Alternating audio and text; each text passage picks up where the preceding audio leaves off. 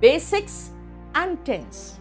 ये 2 चैप्टर होंगे जो आपको पहले से हम लोड कर देंगे, ताकि जब हम आगे बढ़ें तो आप वो पहले वो चैप्टर्स देख लो, क्योंकि सबसे इंपॉर्टेंट जो कहते हैं बेसिक्स, जो सबसे जरूरी है वो है बेसिक सेंटेंस। सबसे इंपॉर्टेंट चीज, जब तक आप टेंस नहीं पढ़ोगे ना तब तक आपको थोड़ा सा दिक्कत होगा। हालांकि जो इंग्लिश मीडियम वाले उनको दिक्कत नहीं होता, लेकिन हिंदी मीडियम वालों को दिक्कत होता है। तो बेसिक सेंटेंस आपको मिल जाएगा।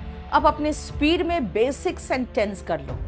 मैं वीक में 3 दिन आपको पढ़ाऊंगी, 2 दिन ग्रामर, 1 दिन वोकैबुलरी, लेकिन बाकी 2 दिन आपको मैं प्रैक्टिस कराऊंगी। क्योंकि आपको जो अभी मैं बोल रही हूँ, शायद आपने मेरी बात ध्यान दिया है कि नहीं दिया मुझे नहीं पता।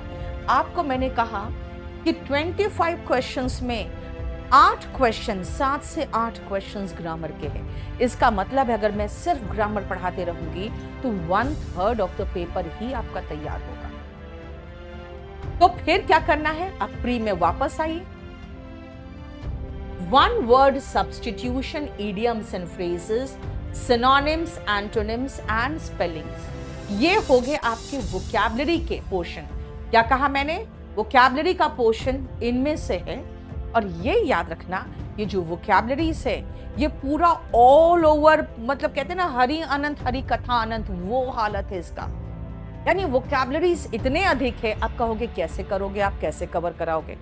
तो बेटा याद रखना, आपको वोकैबुलरीज में एक तो सबसे पहले ये जो वोकैब की बुक है, ये मैं पढ़ा के आधा से ज्यादा बुक खत्म ही करा दिया मैंने। उसके बाद वॉल्यूम 1 का सिनोनिम्स इतना अच्छे से डिस्कस किया, idioms and phrases, 1 word substitution. अब इसमें एंटोनिम डिस्कस कर रही हूँ। तो कहोगे मैम हमारे बैच में भी लाइव डिस्कस करो।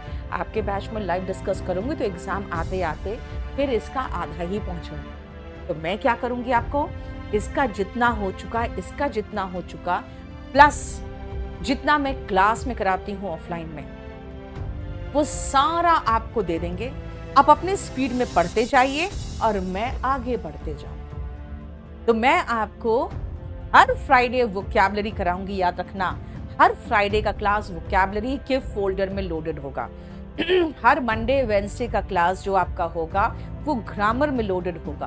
और ट्यूसडे थर्सडे को मैं कुछ डिफरेंट चीज़ें लेके आऊँगी। कभी आपको सेंटेंस अरेंजमेंट करा दिया, कभी वर्ड अरेंजमेंट करा दिया। कहोगे ये सब क्या है, मेरी बात सुनना ध्यान से। सेंटेंस अरेंजमेंट, वर्ड अरेंजमेंट जो है वो 2 मार्क्स के आते हैं और क्लोज टेस्ट 5 मार्क्स का आता है। अब एक बड़ा सबसे बड़ा पंगा है कि कॉम्प्रिहेंशन और क्लोज टेस्ट में से आपके प्री में सिर्फ क्लोज टेस्ट आएगा। अब आती हूं मैं मेंस की बात करूं।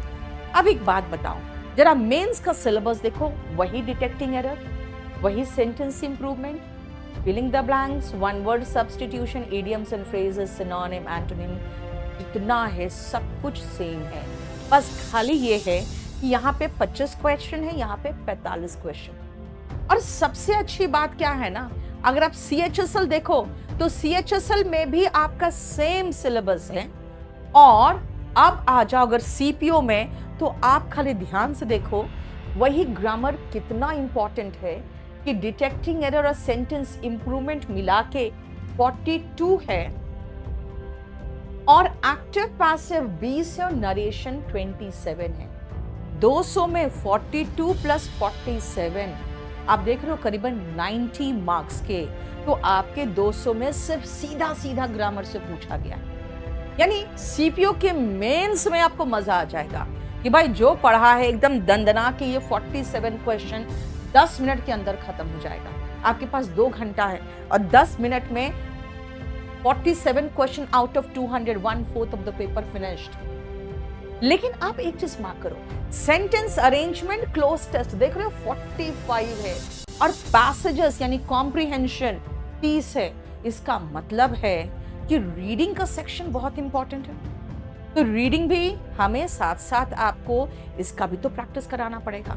तो प्लीज, मुझे पता है आपको रीडिंग में इंटरेस्ट बिल्कुल नहीं आता है, लेकिन आपके एज के लिए, आपके एज जो एंजॉय करे कहानी, कुछ गुदगुदाने वाली, कुछ थोड़ी सी मज़ेदार, कुछ थोड़ी सी ऐसे ही टाइप की, वो मैंने सारा लोड करके देती हूँ आपको, सिर्फ आपका इंटरेस्ट क्रिएट करने के लिए, पता है। और इंटरेस्ट कैसे क्रिएट करवाती हूँ आपको, एक मेरा चैनल है spoken English by Neetu Singh करके, 2.25 लाख होंगे उसमें करीबन, उसको जाकर ज्वाइन कर लेना। और उसमें आपको रोज डेली बेसिस पे कुछ ना कुछ स्टोरीज मिलते हैं, मजेदार स्टोरीज होते हैं, ठीक है। और इसमें क्या होगा कि आपकी रीडिंग की आदत आएगी कि एक मजेदार स्टोरी पढ़ोगे और कहोगे यार इतना फनी स्टोरी, दूसरा पढ़ने का मन करेगा।